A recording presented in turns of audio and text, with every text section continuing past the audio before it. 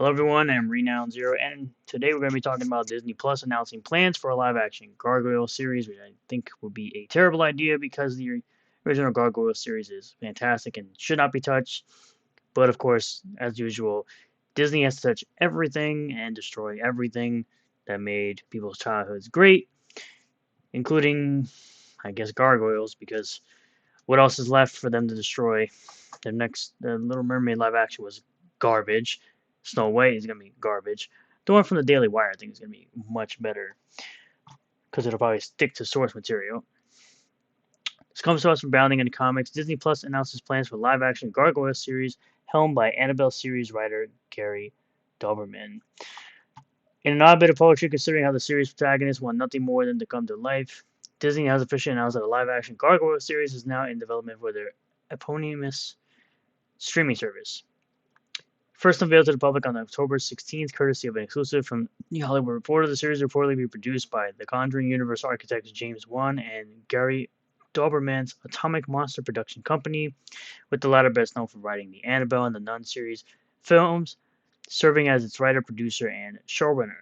Currently considered to be in quote early development by Disney, the production has yet to provide any further details regarding its production team, cast, direction, or release date have yet to be revealed. Created by an unspecified team of creators, among those whose ranks were such noteworthy talents as Batman the Animated Series writer Michael Reeves and Young Justice creator Greg Wiseman. Gargoyle centers on the few remaining survivors of the Wyvern clan, a group of titular creatures who fled their home in ancient Scotland after its human inhabitants, giving in to their own fears of the unknown, moved to eradicate them from the land. You would hope they don't make Angela the strongest one, right? Though the humans managed to slaughter most of the gargoyles by shattering them into pieces while they were rendered immobile during their daytime stone sleep, a small group led by the clan's leader, Goliath, who is voiced by Keith David, Awesome Dude, he also voices the Arbiter, manages to escape deletion only to succumb to their enemy's backup plan, a magical spell which curses the afflicted to sleep until their castle home rises above the clouds. This is Demona. I said Angela. I meant Demona. This goal eventually accomplished when New York billionaire David Xanathos builds a skyscraper and places their home atop its roof. Goliath and his fellow survivors, Hudson, Brooklyn, Lexington, Broadway, and their pet Bronx, all of whom took their modern-day monikers from various city landmarks, awaken to find themselves in a world completely unfamiliar to them. Understandably confused and also seeking to use their supernatural abilities for good, the Gargoyles proceed to receive assistance in acclimating from police detective Eliza Maza, who helps both teach the newcomers the ways of the world, direct their powers towards the villains who deserve it.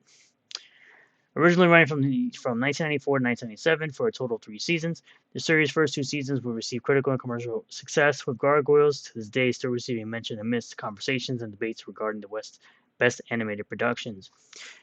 Yeah, I would definitely put it up there with Spawn, Spider-Man 90s, and Batman the Animated Series for sure.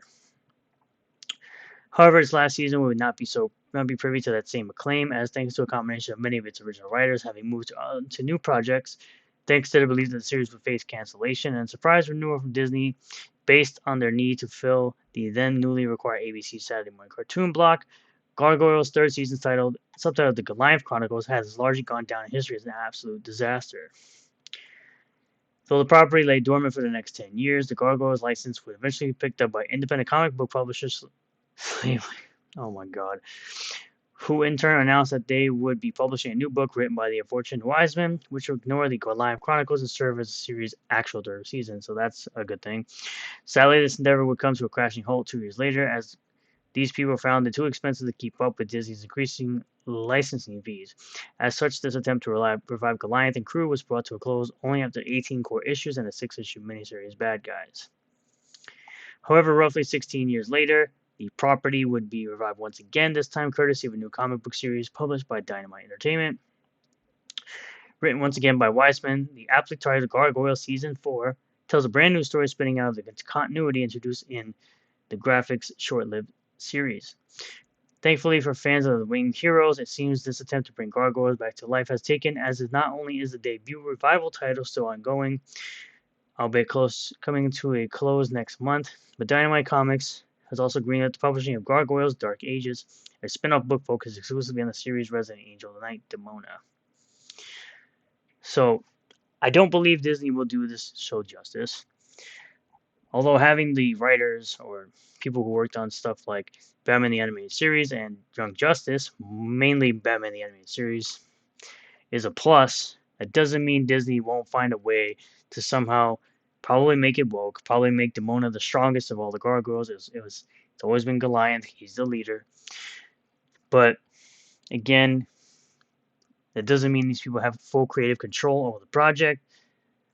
It mostly just shows that Disney is willing to go back and take anything that anyone loves, decides to put it in live action, and it's going to be most likely received poorly by the viewers of the show, loved by the critics, because more than likely Disney will somehow find a way to wokeify it, and I personally don't care for it. I hope it never comes to be. I don't really care to see shows of my childhood be made into live action. I think they should just stay animated, similar to my opinions on anime. I think anime should just stay anime, stop making a live action. If you want to watch what the series is about, read the book, aka the manga, or watch the anime, because there are things in anime that cannot be done in live action, like with Cowboy Bebop being pretty much canceled before it was even fully out. And again, the anime is far superior in any way. Why would I want to watch a live action version? I could just rewatch the anime. So I don't know why people don't do the same thing for something like One Piece. Although people say One Piece is a lot better in every way over Cowboy Bebop, because the actual creator of the series of One Piece was involved, which is how it should always be. You should never try to not have the original creator involved in a project that surrounds their IP, and you might get a good result. In some cases, I guess with One Piece, a great result from the live action version, but I'm still going to stick true to, I think people should just watch the anime rather than expecting a live action for every single anime that they love, because it seems like 95% of them are absolute crap. Although, and then Yu Yu Hakusho is coming next. That's personally one of my favorite animes of all time. It's in my top 5. I would say it's number 4 for me in my top 5. And I don't think that should be live action either. But who knows how that'll turn out. I'll probably watch it and review it, similar to how I did with Castlevania Nocturne, which I thought was absolute crap. But you can check out my first impressions, and you can check out my full review on my channel. I'll leave a link below in the description. So I thank everybody for checking out this video. Let me know what your thoughts are about this in the comment section down below. Like the video if you liked it. Subscribe for more content. Hit the bell for notifications. Set the bell to all. That way you get notifications anytime I post a new video. And I'll see you all on the next one. Peace.